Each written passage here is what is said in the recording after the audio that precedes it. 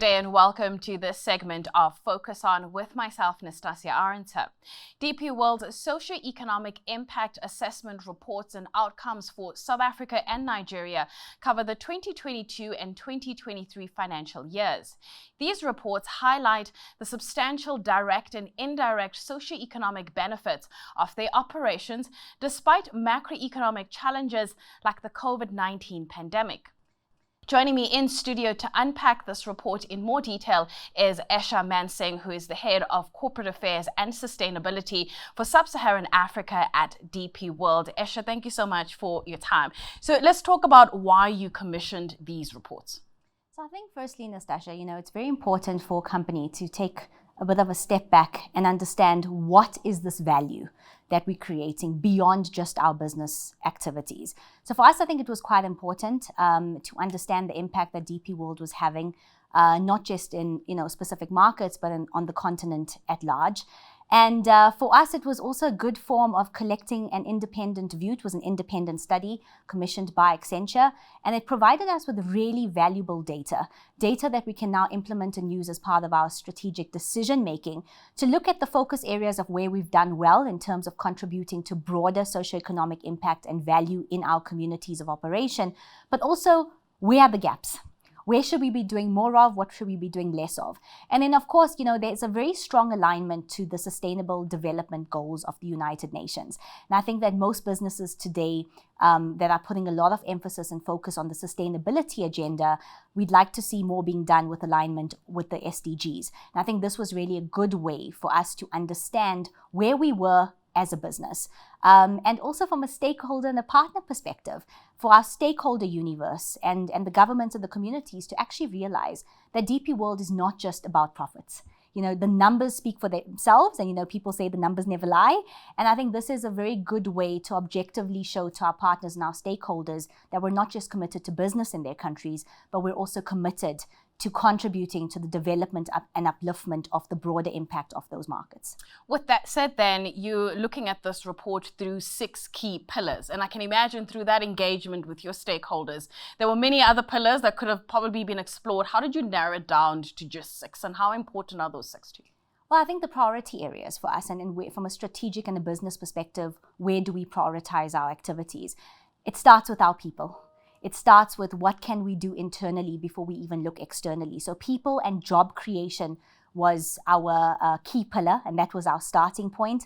And then, of course, customers are at the heart of our business in terms of our business activities. So that was another priority pillar to understand for the industry and for the business activities and for our customers and clients, what is that joint impact that we're having. Broader societal impact in terms of our communities is obviously critical. We can't exist without the support of our communities. Then we also looked at the environment. I think key to our sustainability and decarbonization agenda is what is the impact we have on the broader environment through our business activities.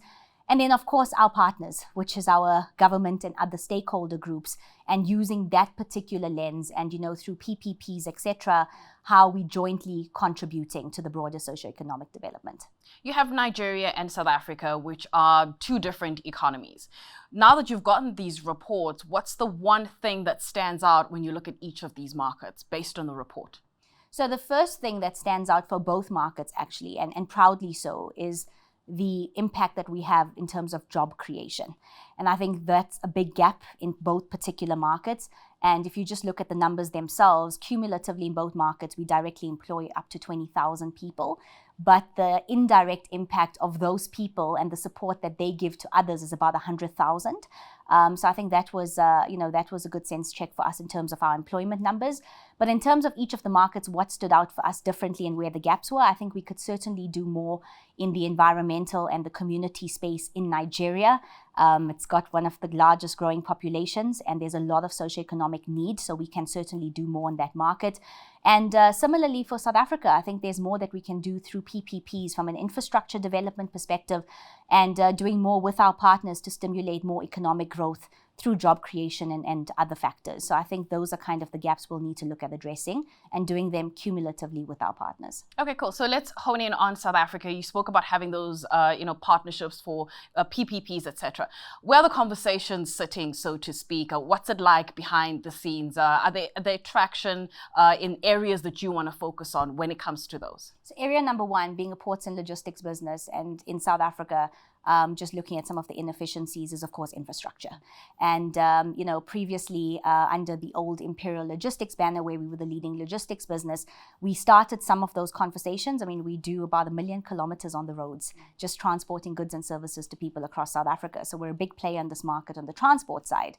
But now coming in and Imperial being bought out by DP World a few years ago, we come in with a very strong ports and rail expertise globally, where we can actually play a bigger role in South Africa. So we are having those conversations with some of our local partners to see where we can actually support our ecosystem. And I think the sooner we actually move forward in terms of rail and logistic infrastructure and port infrastructure, I think the more efficient we can be as a country and as a continent. I think in Africa, interesting stat, about 70% or up to 70% of the cost of a product is logistics. And that's because of a lot of the inefficiencies in the ecosystem. And I think that's where we can play a part. And we are having those conversations, and we are moving forward with those. What are the conversations like on the Nigerian side of things? I mean, South Africa, I think we know all too well about the transport and the logistics issues, especially the issues around the ports. What's happening on the other side? So from a Nigeria perspective, our focus is on consumer and healthcare. And I think those are, the two areas where we can really make an impact. So from a Nigerian economy perspective, I think we've been doing well in terms of growing our business. We started off with a very solid footprint as being a leading distributor of healthcare and pharmaceuticals on behalf of multinationals. And we've got local partners that we've got very strong relationships with, and we've managed to grow that. So, and that's reflected in some of the numbers in the socio-economic studies. And we actually then, extended our business from focusing just on healthcare to now focusing on the consumer side of things. And I think that's where we actually see some of the gaps. There's obviously still more we can do in the community development space, as I've mentioned earlier. But those are the kind of conversations, that we have. And that's where we can move the needle, I think, as DP World.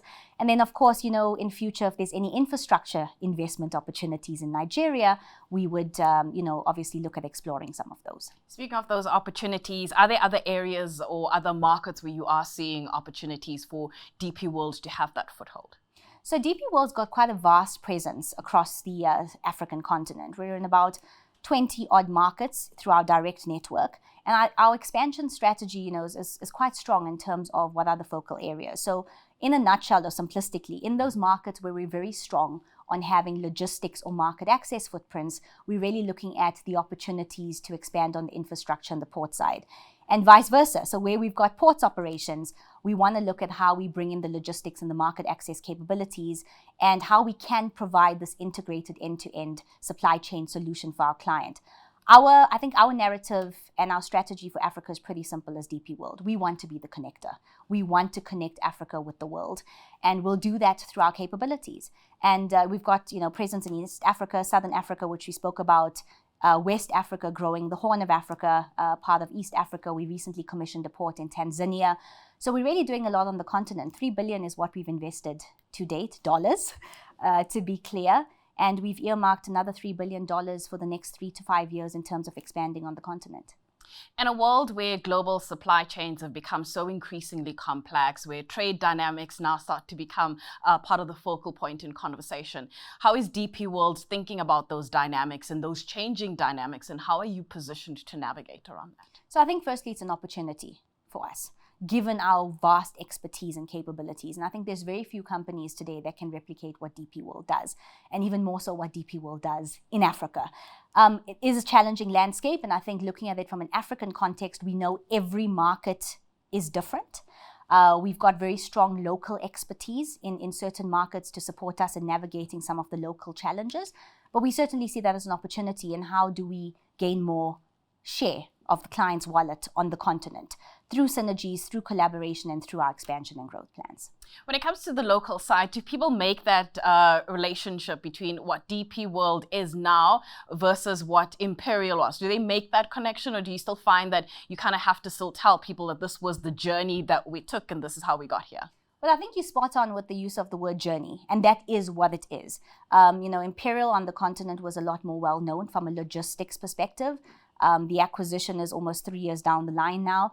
And, we're really working hard to make the connection with DP World and Imperial. I think we've come a long way. Our clients now see a lot of value in being part of the broader DP World family with the global experience, the global expertise, the global network. There's still a way to go in some of the markets. And even under the Imperial banner, certain businesses didn't carry the Imperial name or the Imperial brand. But the best way to show value is to deliver. And our businesses pride themselves in delivering best in class to our clients in our local communities. And I think we're very proud to actually now have the association. I speak with my old Imperial hat on because I came into the business as part of the Imperial family. And we really see the value now, having the support from DP World globally to progress with the expansion plans that were started as Imperial, but now to progress those even more swiftly, especially for Africa. I want to go back to what you said around sustainability. I mean, how have you seen those conversations around sustainability sort of evolve over the past couple of years or so? And I suppose also, how do you sort of hit those sustainability targets as DP World while also acknowledging the practicalities and the realities on the ground? So, like most businesses, we've got a global sustainability strategy and key focal areas. The one thing about strategy is you can't be everything to everyone. And I think a lot of companies really struggle with identifying what are their focal areas, but more importantly, how do we put targets to those and how do we track and measure that? Because without the tracking and the targets, a sustainability strategy is just a tick box approach. So I think from a DP World perspective, we've considered input from all our key stakeholders, from our investors, from our communities, etc. And we've got a global strategy that we align to. But what's very important for us is that localization angle, is to actually go region by region and understand what is important for those markets and what is relevant for those markets and how can we play a part in progressing that. So it's really a balance in terms of managing the global objectives and the framework and aligning local targets with that and making sure that it's not a tick box approach. And I'm going to always come back to that, or that we're just doing it, to align with the framework or to align with the reporting standard, but that actually it's the right thing to do for our business. And we look at it, interestingly, not just from a local relevance perspective or compliance perspective, but also how can sustainability be an enabler to growth in our business? How can we commercialize sustainability? And that's the way we've been considering it. Isha, thank you so much. Well, that's where we have to park the conversation for now. I do want to thank my guest, Isha Mansingh, who is the head of corporate affairs and sustainability for Sub-Saharan Africa at DP World, for joining us. And thanks to you, the viewers. Until next time, it's a goodbye.